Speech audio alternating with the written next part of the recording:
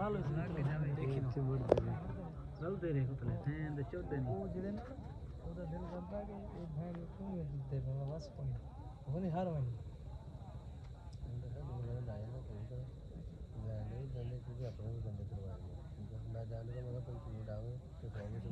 ਇਹ ਰਲ ਗਏ ਨਹੀਂ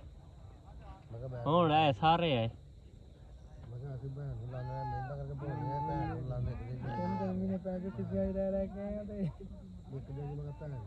ਆ ਤੂੰ ਹੀ ਲੱਗੇ